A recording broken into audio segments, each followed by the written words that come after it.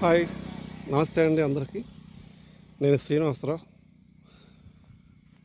నా ఛానల్ను మీకు నచ్చినట్టయితే సబ్స్క్రైబ్ చేయండి, లైక్ చేయండి, షేర్ చేయండి. ఈ రోజున ఇది కంది చేను అండి. చూడండి,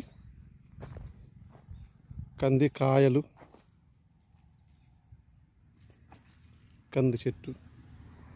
మీకు తెలుసు కంది చేను, కంది చెట్టు, కంది కాయల గురించి. కంది చెట్టు అంటే కంది కాయలకు సంబంధించింది. కంది విత్తనాలు, ఈ కందులు ఎక్కడివి? విత్తనాలు నాటి ఎదిగిన తర్వాత కాయతో పాటు దీన్ని సమూలంగా తీసి కాయల్ని మళ్ళీ విత్తనాలుగా మార్చుకుంటారండి. ఏమవుతుందంటే పప్పు, మనం రోజువారీగా కూరల్లో మనం పప్పు వాడుకుంటాం కదా, కందిపప్పు.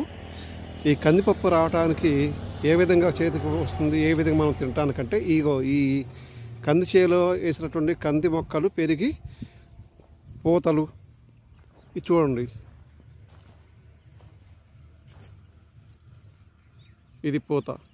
ఈ పూత కాస్త పిందుగా మారి కాయగా మారి ఎండిపోయి అవి మనకు నూర్చుకుంటే కాయగా కాస్త విత్తనంగా మారుతుంది. దీన్ని విసురుకోవటం లేకపోతే మిషన్లో వేస్తే కందిపప్పు వస్తుంది. ఈ కందిపప్పు మనం రోజువారీ తింటాం. ఇది మంచి ప్రోటీన్ కలిగిన పదార్థం. రైతు ఎంతో కష్టపడి ఈ విధంగా కంది చేను వేసి మనకు ఈ ఫల సహాయం తను తీసుకుంటూ ఎంతోమందికి ఆహారాన్ని అందిస్తున్నాడు. ఇటువంటి ఫలసాయాన్ని రైతు తీసుకున్నా కూడా మనందరికీ ఆహారాన్ని ఇస్తున్నందువల్ల ఈ రైతు మనం ప్రోత్సహించాలి.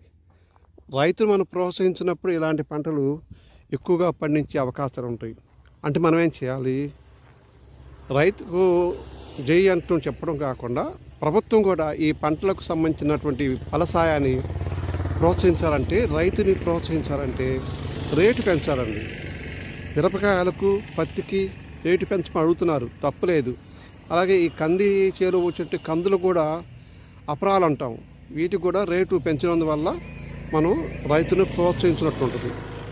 అందుకోసం నేనే కూడా ఏం చెప్తానంటే, రైతులు ఏదైతే పంట పండిస్తున్నాడో ఆ పంటకు సంబంధించి ఫలసాయాన్ని రైతు పొందటమే కాకుండా ఆ పదార్థాలు అందరూ తింటున్నాం. మరి అందరూ మనం తింటున్నామంటే కూరల్లో రైతు పండిస్తేనే కదా. అటువంటి ఫలసాయాన్ని రైతు మనకి ఇస్తున్నప్పుడు దానికి గిట్టుబాటు ధర అనేది ఉండేటట్టుగా చూడాల్సిన బాధ్యత మాత్రం ప్రభుత్వానికి. అయితే ఇతర ఖర్చు